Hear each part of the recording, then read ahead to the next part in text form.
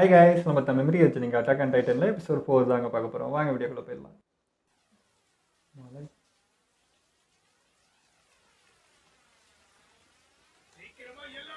Training போயிருந்தாங்க.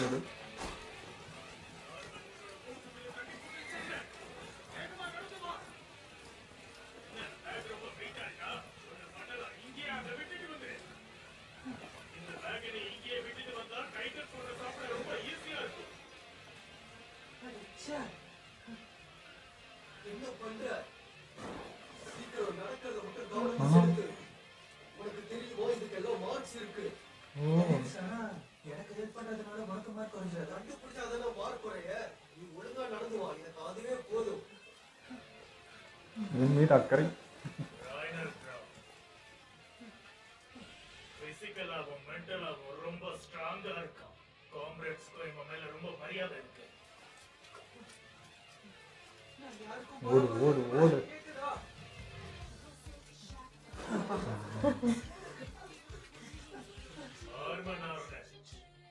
பார்க்கறதுக்கு சாதுவா இருந்தாலும் அகாடமிக்ஸ்ல பிரில்லியண்டா இருக்கும். மலைக்காரன். ஓ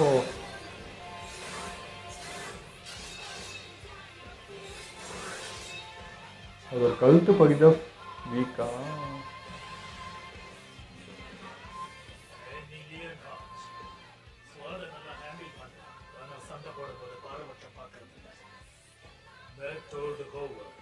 டேலண்ட் நிறைய இருந்தாலும் மேனஸ் கம்மியா தான் இருக்கு. ஜான் கிறிஸ்டைன் ஓடிஎம் கிளாஸோட ஹெட். என்னதான் ஸ்மார்ட்டா இருந்தாலும் சீக்கிரமா கோவப்பட்டுறான். இந்த சீன் போறவங்க ஈஸியா விட்டுலாம்னு நினைக்கிறவங்களா? எனக்கு முன்னாடி நீங்க டைட்ல பார்க்கணும்ல.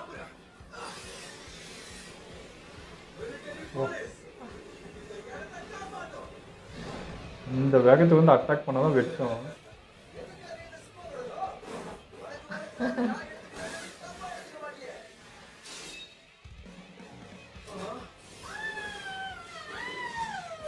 இது பண்ணலா இவரோட இன்ஸ்டன்ஸ் பக்காவா இருக்கு. டீம்மேட்ஸ் கிட்ட இத பத்தி ஷேர் என்ஜாய் பண்ணுங்க. காணி ஸ்ப்ரிங் இவன் கிட்ட ஸ்பீட் இருந்தாலும் ஷார்ப்பா எதையும் தனக்காம இல்ல. Get ready.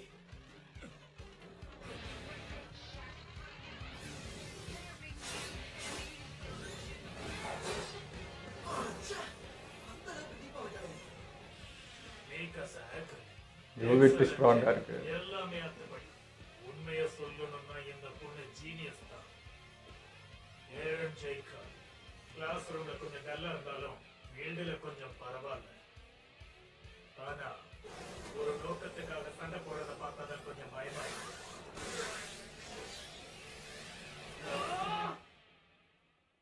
பழி வாங்குற உணர்வு.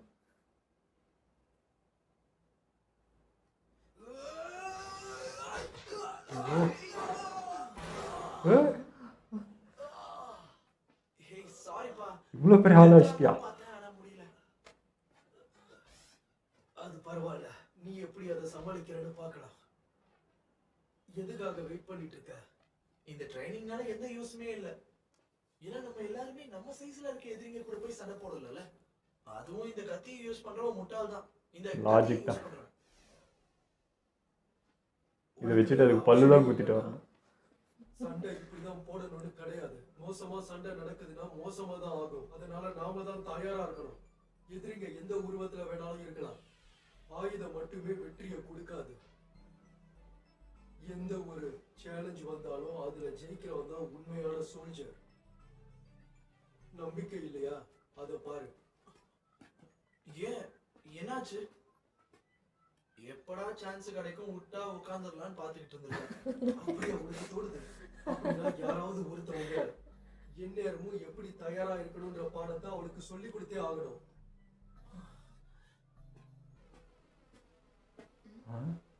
கமாண்டர் அந்த அளவுக்கு உனக்கு டஃப் கொடுக்கலையா? இப்படியே இருந்தனா உனக்கு எந்த பிரயோஜனமும் இருக்காது. எதுக்காக நீங்க வந்திருக்கன்றத நீ யோசிச்சா உனக்கு நல்லா இருக்கும். என்ன பண்ணிட்டு இருக்க? பார்வையே சரியில்லை. என்ன முறைக்கிறா? ஏற்கனவே இவரை பாக்குறதுக்கு பயங்கரமா இருக்கும். இவன் வேற இப்ப முறைக்கிறான். இவன் முன்னாடி நிக்க வச்சுட்டானே. ஓகே, நீ அவ கூட சண்டை போடு. ஆட்டம் பாடி கோத்து விட்டான்.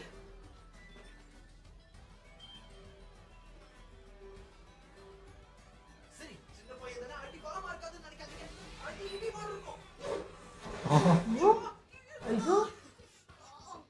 ஏய் வேகம் சின்ன பையன் எப்படியா கடந்துட்டு முடிஞ்சுதா? இன்னும் இல்ல. ட்ரில் என்னன்னு தெரியும்ல, கத்தியை எடு. ஒரு நிமிஷம், இதுல உதவி பண்ணாத. ஓய்யோ ஓ பொண்ணாது இத புடிங்க. இப்பவாவது என் கூட மோதுறதுக்கு நீங்க ரெடியா இருக்கீங்களா? இல்லா தண்ணி போத்தா நான் சண்டை போடல. அட பாவி அவரை மட்டும் கோர்த்து விட்டு அவருக்கு பாடம் கத்து கொடுக்கலாம் அப்படி இப்படின்ட்டு இப்ப என்ன ஒண்ணும் சொல்லல. சரி, ஒரு சோல்ஜர் எதுக்காகவும் எப்பவும் பின்வாங்க கூடாது. தயாரா இரு, இதோ நான் வந்துட்டேன். சூப்பரான டெக்னிக் தான் கையில வச்சிருக்க. இப்படி சண்டை போடுறதுக்கு யார் கத்து கொடுத்தா? எங்க அப்பா தான் சொல்லி கொடுத்தாரு. நீதான் முதல் சிஷ்யா இல்ல? அது இப்ப ரொம்ப முக்கியமா? இது மாதிரி அதுவும் பிரயோஜனம் கிடையாது. ஏன் இதுனா இந்த ட்ரைனிங் ஏன் சொல்ற? ஃபைனல் கிரேடிங்க்கு ஹேண்ட் டு ஹேண்ட் காம்பேக்ட்லாம் பத்தாது. ஸ்மார்ட்டா இருக்கிறவன் இதை பத்தி எல்லாம் கவலைப்பட மாட்டான். இதெல்லாம் வேலைக்கே ஆகாது. டாப் Correct தான். டெனட்ஸ்க்கு தான் இன்டீரியர்ல வேலை கிடைக்கும். மீதி இருக்கிறவங்களால எதுவும் பண்ண முடியாது. ஆமா. நான் என்ன சொல்ல வரேன்னா, உன்ன மாதிரி முட்டாளுங்க தான் இந்த பூட் கேம்ப சீரியஸா எடுத்துக்குவாங்க.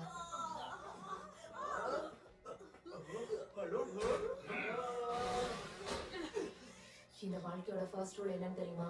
நீ எவ்வளவுக்கு எவ்வளவு கெட்டவங்களை அடிச்சிட்டு இருக்கியோ அந்த அளவுக்கு உன்னை தள்ளி வைக்கவும் யோசிக்க மாட்டாங்க. இப்படிதான் இங்க எல்லாரும் நாடகம் ஆடிட்டு இருக்காங்க. கண்டிப்பா என்ன சொல்லணுமோ சொல்லிக்கோ.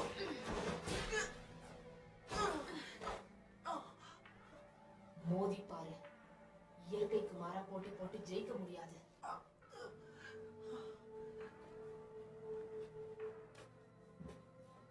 உன்னை சுத்தி பாரு ஏரன். இங்க இருக்கிற ரூல்ஸை ஃபாலோ பண்ணணுங்கிறது தான் எல்லாரோட எக்ஸ்பெக்டேஷனும். நீயும் ஏமாந்துடாத. அக்கா பக்காவாகிறாங்க சொன்னதான் இப்பவும் சொல்லுவேன்.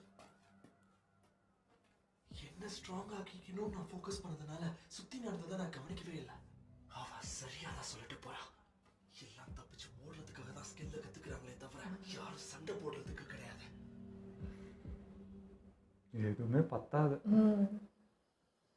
எனக்கு தெரியும். சரி, இங்க பாரு, இதெல்லாம் நான் சரின்னு சொல்ல மாட்டேன். ஆனா இதெல்லாம் இப்படிதான் நடக்கும். மரியா செவர் உடையறதுக்கு முன்னாடி ஓடிஎம் ஸ்பெக்ஸ் கம்மியா தான் இருந்தாங்க. ஸ்கவுட்ஸ் மட்டும்தான் டைட்டன்ஸ் இருக்கிற இடத்துல எதிர்த்து நிக்க. உண்மையை சொல்ல போனா ரொம்பவே கஷ்டப்படாம ஏற்கனவே உங்ககிட்ட இருக்கிற எனர்ஜியை வச்சு முன்னேறி போ. நீ ரொம்பவே அட்வான்ஸா யோசிக்கிற. ஆமா, எக்யூப்மெண்ட்டை நல்லபடியா ஹேண்டில் பண்ண சிக்ஸ்த் சென்ஸ் வேணும்ல. உன்னை சூஸ் பண்ணணும்னா நீ ரொம்ப போல்டா இருக்கணும். மிலிட்டரி போலீஸ் பெஸ்ட்டா தான் ரெக்ரூட் பண்ணுவாங்க. செலக்ட் ஆனா செம்மையா இருக்கும். ராஜாவோட க்ளோஸா ஒர்க் பண்ணா எப்படி இருக்கும்? அது ரொம்பவே பெருமையா இருக்கும். வாயா மூட்றியா மார்க்கோ. நாம ஒன்றும் சின்ன பசங்க கிடையாது. அந்த ஐடியாவெல்லாம் மறந்துடு. பெருமையை வச்சுக்கிட்டு ஒன்றும் பண்ண முடியாது. ஒரு நல்ல சோல்ஜரா இன்டீரியர்ல நம்மளால சேஃபா இருக்க முடியும். நான் சொல்றது புரியுதா? அது உண்மை இல்ல, நான் அப்படி கிடையாது. இங்க கொஞ்சம் கவனிக்கிறீங்களா? 5 வருஷத்துக்கு முன்னாடி இன்டீரியர் ஜஸ்ட் ஒரு பார்ட்டா தான் இருந்துச்சு. நீ ஏதாவது சொல்லணும்னு நினைக்கிறியா? நான் கேட்டுட்டு தான் இருக்கேன். உன்னை யாரும் தப்பா கைட் பண்ணிருக்காங்கன்னு நான் நினைக்கிறேன். இன்டீரியர்ல வேலை பார்க்கறதுக்குலாம் நீ செட் ஆக மாட்ட. காமெடி பண்ணாத. காமெடி நான் பண்ணல, நீ தான் பண்ணிக்கிட்டு இருக்க. நீ ஸ்கில்டா இருந்தாலும் ஆபீசர்ஸ் உன்னை வேற இடத்துக்கு போஸ்டிங் போட்டா எல்லாமே வேஸ்ட் தான். அங்க போகாம என்ன சாக சொல்றியா? தேங்க்யூ, ஆனா எனக்கு வேண்டாம். சிஸ்டம் என்ன சொல்லுதோ அதை கேட்டுட்டு நான் போயிடுவேன். உனக்கு எவ்வளவு தைரியம்? தைரியம் இருந்தா என் கூட மோதி பாரு. ஏன்னா வந்துட்டு அவங்க கொஞ்சம் நிறுத்துறீங்களா ப்ளீஸ்? ஆனால் ஸ்கில்டாக நல்லா யூஸ் ஆனால் நல்லா இருக்குங்க. என்னோட சட்டையில இருந்து கையாடுறா. உன் சட்டையை பத்தி எனக்கு கவலை இல்ல. நீ என்ன கோவப்படுற. அவனை நான் கோவப்பட்டேன்.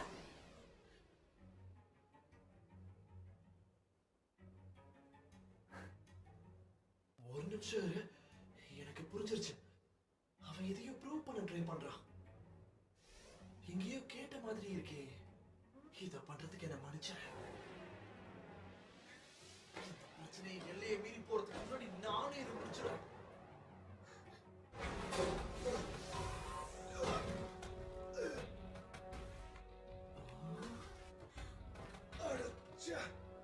இது என்ன புது டெக்னிக்கா இருக்கு? நீ மத்தியானம் ஃப்ரீயா சுத்திக்கிட்டு இருக்கும்போதுதான் இந்த மரம் எப்படி அடிக்கணும்ன்றத கத்துக்கிட்டேன்.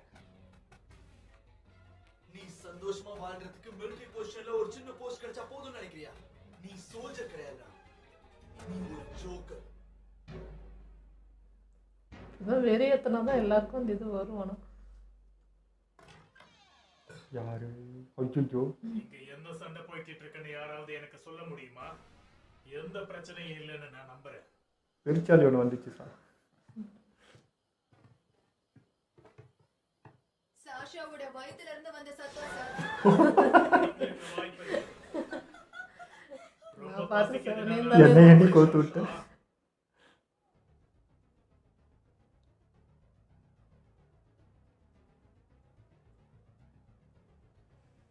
இங்க வந்தவங்கல்ல 218 கேடட்ஸ் கிராஜுவேட் ஆயிட்டாங்க. ஒரு சில பேர் டாப் ரேங்க்கும் எடுத்திருந்தாங்க. உங்களுக்கு தைரியம் இருக்கா? இந்த நேரத்துல நாங்க உங்களுக்கு 3 ஆப்ஷன்ஸ் கொடுக்கிறோம். கவனமா சூஸ் பண்ணுங்க. தி கேரசன் ரெஜிமெண்ட், இவங்க சுவர்களை பாதுகாப்பாங்க. தி ஸ்கவுட் ரெஜிமெண்ட், டைட்டன்ஸ்க்கு எதிரா சண்டை போட்டு நம்ம உரிமையை மீட்கிறது. தி எம்பி ரெஜிமெண்ட், மெஜஸ்டியோட கண்ட்ரோல்ல இருக்கிற லா அண்ட் ஆர்டர் மெயின்டைன் பண்றது. ஓ, எம்பில செலக்ட் ஆன கேடட்ஸ் பேரை நாங்க ஆல்ரெடி சொல்லிட்டோம். மத்தவங்க எல்லாம் பாத்துக்கோங்க, இவங்க தான் நம்ம கிளாஸோட டாப்பர். பிஜிஎம்லாம் வேற லெவலில் இருக்கு. இதுக்காக தான் காத்துக்கிட்டு இருக்கேன். இனிமே இது எங்க காலம் தான். டைட்டன்ஸ். இப்போ இவங்க சூஸ் பண்ணணுமா இல்லை எப்படி இது?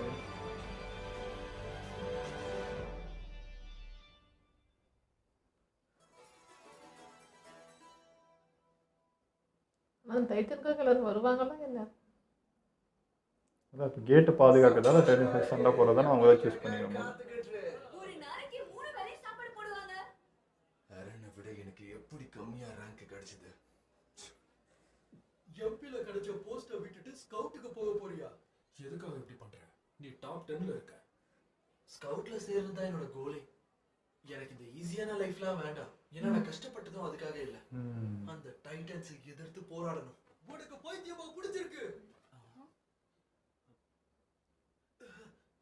எத்தனை பேர் இறந்தாங்க தெரியுமா? நீங்க இருந்தா மட்டும் உயிரோட இருப்பீங்களா? போயிடுச்சு. இதுவே உனக்கு புரியலனா எனக்கு என்ன இப்படி இருந்தாலும் சாக போகிறோம், அதுக்கு இதை ட்ரை பண்ணலாம். இனிமே இதுதான் நம்மளுடைய வாழ்க்கை. டைட்டன்ஸை தோக்கடிக்க முடியாது. ரோஸ் ஒரே வாட்சா? சரி, இப்ப அதனால என்ன? எதையும் ட்ரை பண்ணாம அக்செப்ட் பண்ணிட்டு போ சொல்றியா? எல்லாம் மாறி போயிடுச்சு. ரொம்ப இல்லனாலும் ஏதோ ஒண்ணு இருக்குல்ல. அப்பா அவங்கள பத்தி எதுவுமே தெரியாது. ஆனா இப்போ இன்னும் போக வேண்டியது நிறைய தூரம் இருக்கு. ஆனா நம்ம அதுக்காக தயாராயிட்டோம்ல. போர்ல தோத்து போகும்போதெல்லாம் நம்ம ஒரு பாடத்தை கத்துக்கிட்டோம். நம்ம நம்பிக்கையோட எதிர்த்து நிக்கிறதுக்கு அது போதாதா? இவ்வளவு நாள் நடந்த போராட்டத்துக்கும் அழிவுக்கும் அர்த்தம் இல்லைன்னு சொல்றீங்களா? விட்டுட்டேன்னு சொல்றீங்க? நடந்து முடிஞ்சிருச்சுன்னு சொல்றீங்களா? ஆனா என்னால முடியாது. நம்மளோட எதிர்காலம் அந்த செவத்துக்கு வெள்ளதான் இருக்கு. அந்த எதிர்காலத்தை நான் உருவாக்குவேன். எனக்கானதை நான் எடுத்துக்க போறேன். அதுங்களை நாம தான் விரட்டி அடிக்கணும். அப்படி பண்ணும்போது நாம உயிரே போனாலும் சரி முன்னேறி போயிட்டே இருக்கணும். ஆனால் இந்த ட்ரைனிங் பத்துன்னு எனக்கு தோணலை. ஆமா, குட் லக்டா திமிர பிடிச்சவனே. நான் மெஜஸ்டிக் கிட்ட சந்தோஷமா வேலை பார்த்துட்டு இருப்பேன், நீ கஷ்டப்பட்டுட்டு இருப்ப. ஆல்ரெடி கஷ்டத்தெல்லாம் பார்த்தாச்சு. அப்புறம் என்ன? தெரியல யாருக்கும் அவனை பற்றி. உண்மையை சொல்லணும்னா நீ நல்லா பேசிட்டு வந்த தெரியுமா? பின்ன உங்ககிட்ட இருந்து சுட்டதாச்சு. அப்படிதான் இருக்கும். அப்பெல்லாம் நீ பயங்கரமா பேசுவல. சரி, நானும் ஸ்கவுட் ரெஜிமெண்ட்ல சேரலான்னு இருக்கேன். லூசுத்தனமா பேசாத. இவன் வேற, இவன் மட்டும் சேரலாம், மற்றவங்க சேர்ந்தா வேணான்றான். புக்ஸ் தானே பிடிக்கும். எனக்காக மத்தவங்க சண்டை போட்டதெல்லாம் போதும். அப்ப நானும் ஸ்கவுட்ல சேர போறேன். என்ன பேசுற? இது ஆச்சரியம் இல்ல? டாப்பர் நீ உன்னோட லைஃபை தொலைச்சிராத. ஒன்னு புரிஞ்சுக்கோ இரன். நீ எங்க போனாலும் நானும் அங்க வருவேன். அம்மா இறக்கறதுக்கு முன்னாடி நான் ப்ராமிஸ் பண்ணி கொடுத்துருக்கேன், உன்னை சாக விட மாட்டேன்னு.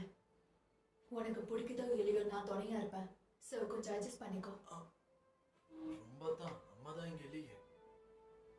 எனக்கு பிடிச்சவங்கள பாதி பேர் இப்போ உயிரோட இல்ல.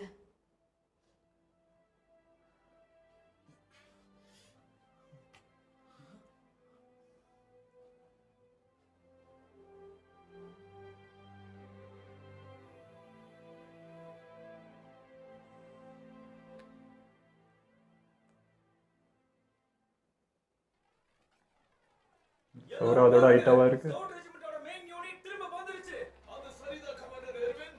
அந்த டைட்டன்ஸ் எல்லாம் அடிச்சு தோசம் பண்ணிங்களா? அங்க பாருங்க, அது கேப்டன் லீவாய். ஒரு படையோட பலம் அவர்கிட்ட இருக்குன்னு சொல்லுவாங்க. பேசுறதை நிறுத்தினா நல்லா இருக்கும். எல்லாரும் எப்படி ரியாக்ட் பண்றாங்கன்னு பாத்தீங்களா? இவங்கள பார்த்ததும் மக்களுக்கு ஒரு மாதிரி புத்துணர்ச்சி கிடைக்குது பாருங்க. ஆமா, 5 வருஷமா நமக்கு எந்த ஆபத்தும் நடக்கல. அப்படின்னா அது நல்லதுதானே?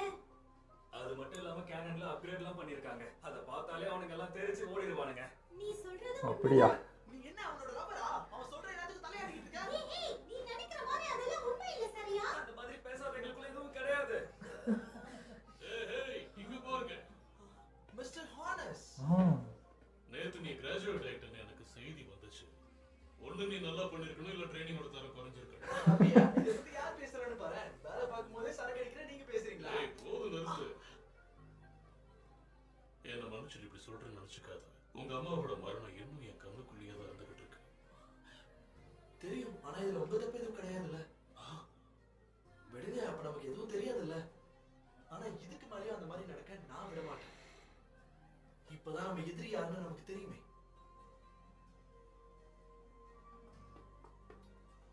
முயற்சி திறமை ரெண்டுமே உன்கிட்ட இருக்கு கண்ணா. ஆனா தேவையில்லாம இறந்து போயிடாத. என்னது? நீயும் ஸ்கவுட்ல சேர போறனா என்ன அர்த்தம்? நீ எம்பிஏ தான சேர போறன்னு சொன்ன. இப்போ என்ன திடீர் மாற்றம்? நீ அத பத்தி கவலைப்படாத. என் மைண்ட் அப்பப்போ மாறிக்கிட்டே இருக்கும். ஏன் இஷ்டம்? அவன் பொங்கி எழுந்துட்டான் போல. உன்னை யாராவது கேட்டாங்களா? அவன் கத்திக்கிட்டு இருந்ததை பார்த்தா யாரும் மாறல. சரி, ஃப்ரீயா விடு. நீ மட்டும் இந்த முடிவு எடுக்கல. என்னது? நீ உண்மையாவா சொல்ற? நான் சொல்ற விஷயத்த ரகசியமா வச்சுக்கிறீங்களா? ஆபீசர்ஸோட கேண்டீன்ல என்ன எடுக்கோங்கன்னு கெஞ்சிட்டு இருந்தது, அதனால எடுத்துட்டேன். நீயுமா? நீ என்ன பண்ணி வச்சிருக்க? உண்மையாவே உனக்கு என்னதான் பிரச்சனை? அவளுக்கு என்ன பிரச்சனைன்னு கேக்குற? நமக்கு ஒண்ணும் ஆகாது, நம்ம ஷேர் பண்ணி சாப்பிட்டுக்கலாம். இத நினைச்சு பார்த்தாலே வாய் ஊறுது. டைட்டன்ஸ் மரியாதை உடைச்சதுக்கு அப்புறம் இந்த கறி எவ்வளவு ரேர்னு உனக்கு தெரியுமா? கொஞ்சம் தெரியும். அதுதான் பயமே இல்லையே. நீங்க வேணா இப்படி நினைச்சு பாருங்க, நம்மளும் பழைய மாதிரி ஆடு மாடுங்கெல்லாம் வளர்க்க ஆரம்பிச்சிடலாம். அதை பார்த்தாவது பயப்படுவாரா? அது இதுல எனக்கு ஒரு பீஸ் கொடுப்பியா ப்ளீஸ்? ஏய், நீ அவளுக்கு கொடுத்தா எனக்கு கொடுக்கணும். என்ன பத்தி தெரியும்ல? எனக்கும் வேணும். அது அவளுக்கே பத்தாதுடா. என்னடி சும்மா நின்னுட்டே இருக்க? ஏதாவது வேலை பண்ணு, இல்லைன்னா திட்டு வாங்குவேன். சரி, எல்லாரும் லஞ்ச்ல சந்திக்கலாம்.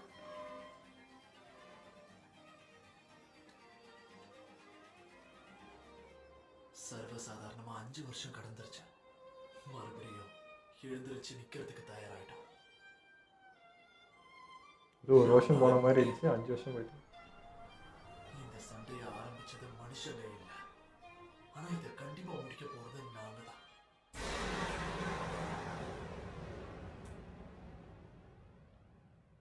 வந்துச்சா?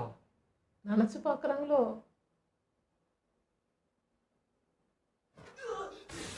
நிச்சயம் வந்துச்சா? திடீர்னு வருமா?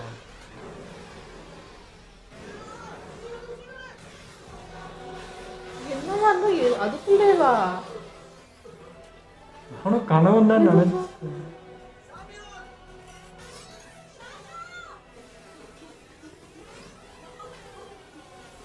ஐயோ, அப்பா. இப்படிதான் திடீர்னு வருமோ இடி மாதிரி? ஐயோ, ஜஸ்ட் மிஸ். சுவர் உடைஞ்சிருச்சு. போச்சு. போச்சு. உள்ள வரப்போகுதுங்க. உள்ள வரப்போகுதுங்க. இது இன்னும் முடியல. இது எப்படியாவது நிறுத்தி ஆகணும். கண்டிப்பா நான் இதை முடிச்சே ஆகணும். இதுதான் அந்த நேரம், guys. வாங்க, வாங்க, வாங்க. வாங்க, cannons, வாங்க. அந்த கோலத்தை எடுத்துக்காதீங்க. தப்பிக்க விடாதீங்க. இது நமக்கான நேரம். போடுறா, ஒரு கீரலாவது போடுறா. பெருசு வேற. பெருசுதான். ஃபேஸ் டு ஃபேஸ் நிற்கிறேன்.